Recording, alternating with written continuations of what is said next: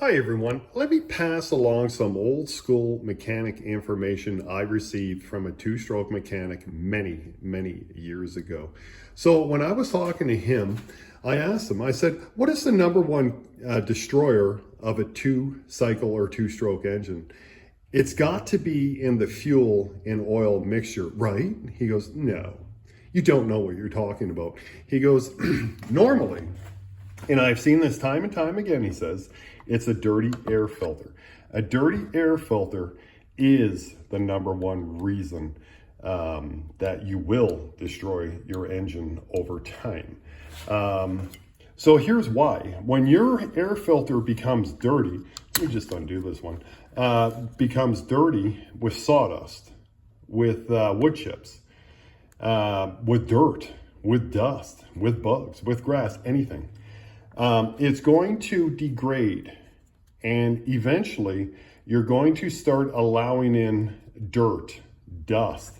That dust is going to get sucked into the carburetor, which is going to go directly to your piston, your rings, your cylinder, your crankshaft, bearings, everything important.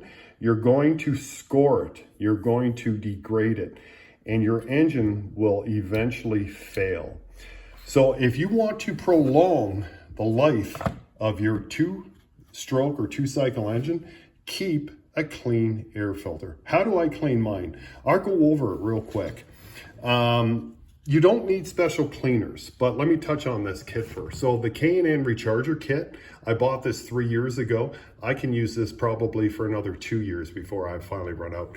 It comes with a spray-on cleaner. So I would literally just spray it on, let it sit for about 15 minutes, take my air gun, blow it out, and make sure it's dry. And after it's dry, I would reach for the other half of the recharger kit here, which is nothing more than a spray-on oil. I would spray on a light coating of oil. That light coating of oil is all important. That's what's going to stop the dirt and the dust particles from making its way through the air filter, in your carburetor, into the cylinder, and wrecking everything. So it's the coating of oil on a clean air filter is super important. But let's say I don't have this recharging kit. Well, I'm going into the house, I got a bucket. I'm going to use lukewarm water, not hot water. Hot water may dissolve the glue here that holds this fiber onto the plastic. I'm going to use hand soap, dish soap, put it in the bucket, and I'm going to swish it around like a machine. And I'm going to do that until I am looking at a clean air filter. Run it under clean water, leave it in the sun. I'm going to reach for my two-cycle engine, put some two-cycle engine oil on a rag. I'm going to dab it, and I'm going to try and get it in all these little fibers. I don't want it super soaked. I just want a light coating of oil on it, and I am done. Reinstall it. But here's a few things that happen when you have a dirty air filter and you never look at it. You never change it. You never buy a new one. If you're not going to clean it, just replace it with a brand new one. But when those things get clogged, what'll happen is your throttle response is going to be all over the map. Engine may not start, and then it runs fine, then it doesn't start again. High, lows, up and down. I get a bog, it stalls for no reason. You look at your spark plug, it's jet black, all from soot. You don't even know how you got a spark.